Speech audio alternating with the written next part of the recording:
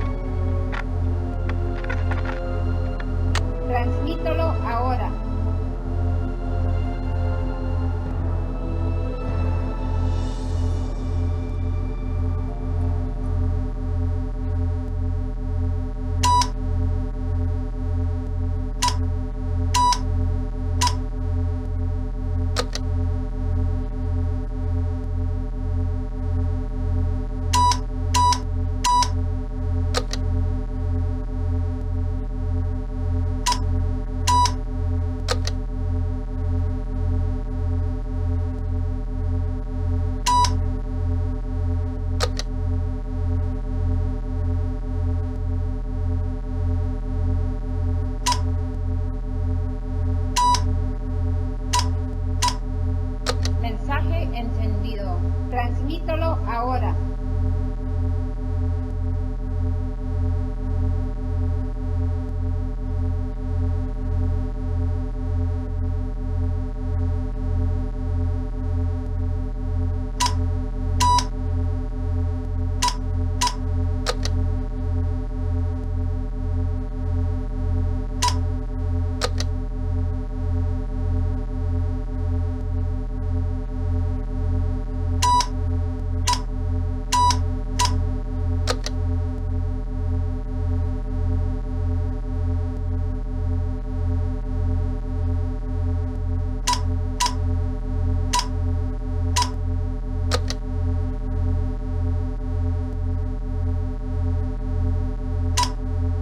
Mensaje recibido.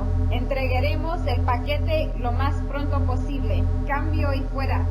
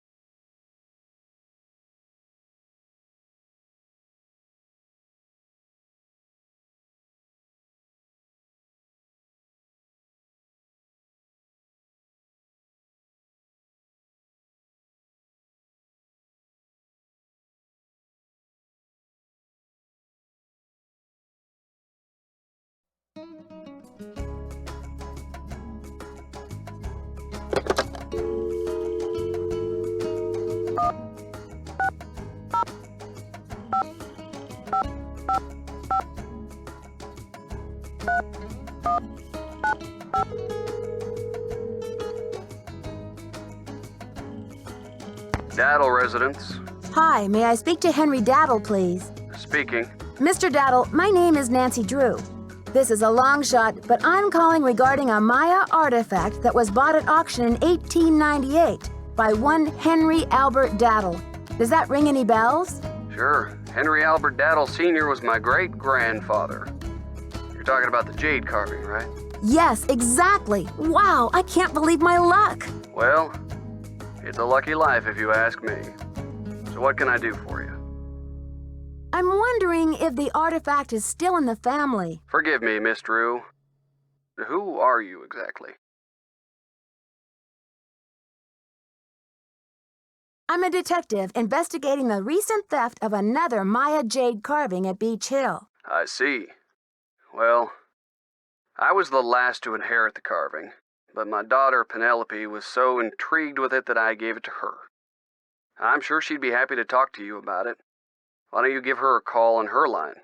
It's 555-3197. Will do. Thanks, Mr. Daddle. My pleasure.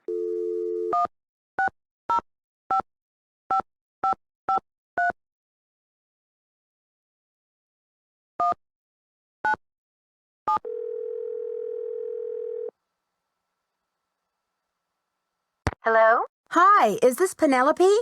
Not even. Oh, is this 605-555-3197? Yeah, but no one calls me Penelope anymore. Except my parents, that is. To my friends, the art world, and anyone else who made it out of the 20th century, I'm Poppy. The art world?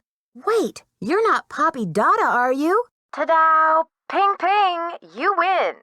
Who's this? My name's Nancy Drew. I'm a detective. A detective? No way! So do you get to wear a sassy tweed hat and pick hairs off dead bodies and gross, creepy stuff like that? I don't run into too many dead bodies, luckily, but there's plenty of other creepy stuff. So, where'd you get my name? Don't tell me I'm like wanted by the FBI or something. That would be too scandalous. Not quite. Taylor Sinclair told me about you. I saw one of your paintings in his office, here in Washington, D.C. So, how do you know Big Bunny Sinclair? I beg your pardon. Did you say Big Bunny? Oops. Just a little nickname I accidentally found out about. He made me promise to abolish it from my memory. Anyway, about your acquaintance, you were saying? Taylor and I are both affiliated with Beach Hill Museum, also in D.C. Has Taylor been pushing those Oaxacan cookies on you? You haven't eaten one, have you? So far, I've managed to politely decline. I take it you advise against them? Let's put it this way. His trip to Oaxaca was about 2 years ago, and he's been trying to move those rancid, lard biscuits ever since. Thanks for the tip, Poppy. I can see you're going to be a detective's best friend. That's hot. What's a case? Are there dead bodies involved? Do you need to, like, tap my phone or impersonate me or something? someone is stealing Maya antiquities, jade carvings to be exact, and leaving this scary red handprint at the scene of every crime. Ghastly. So, what's with the red hand? It's printed with this stuff called cinnabar. Nobody seems to know what it means. All I know is the more I investigate, the more complicated it gets. Drama. So, where do the daddles come in? I got a tip that your great-great-grandfather bought a jade carving much like the ones that are being stolen. I'm hoping to take a look at it. You mean that ancient green rock with the weird symbol on it? I slapped some shoe polish on it and stuck it in one of my paintings.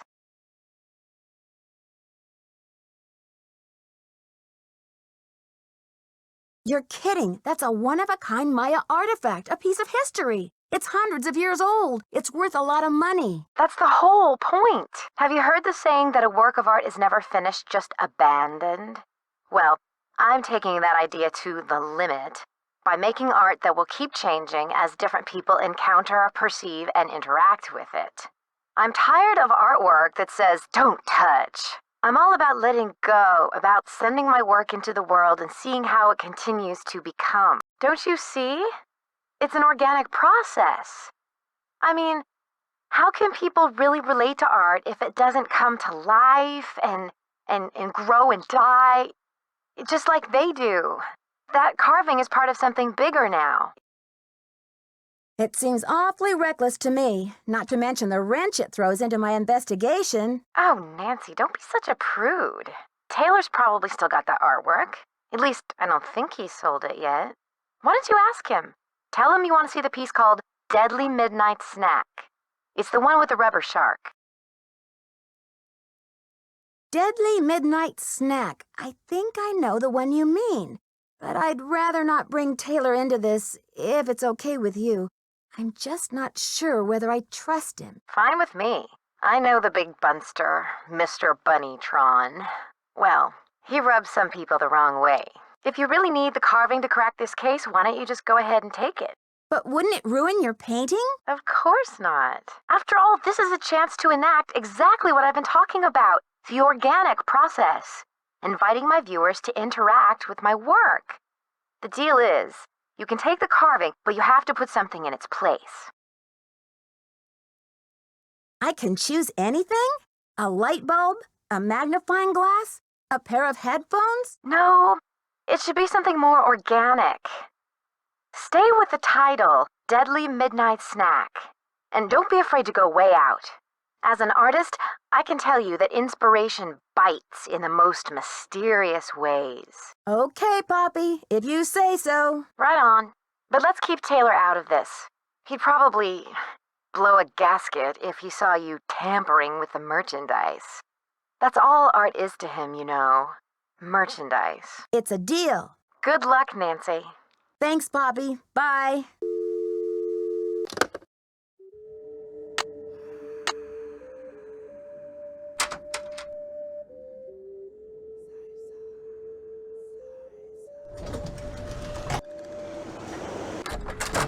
Any news? Mind if I help myself to one of those scrumptious-looking Oaxacan cookies? Be my guest.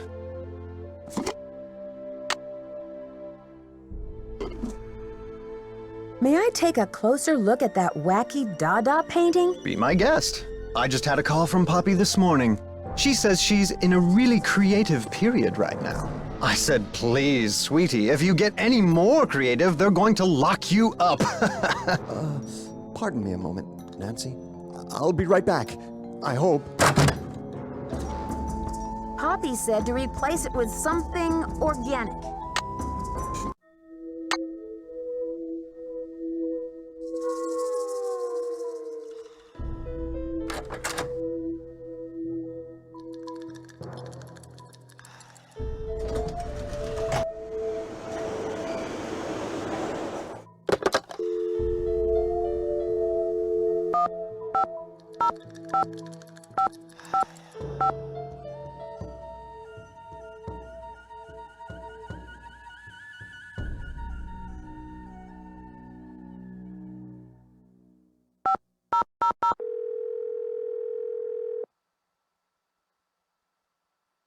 We're sorry. Your call cannot...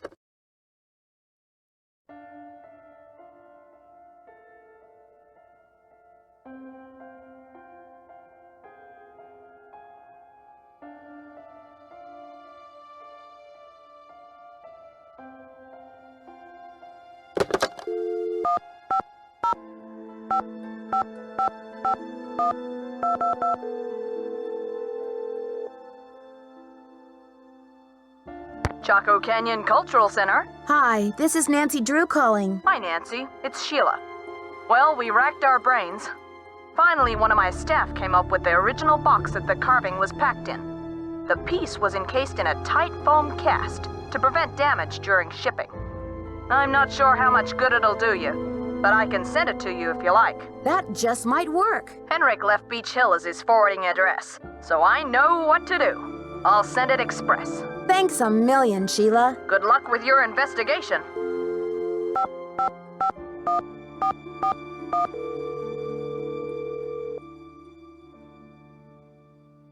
Boswell, Jackson, and Rose, how may I direct your call? I'd like to speak to Franklin Rose, please. I'm sorry, but Mr. Rose is out of the office.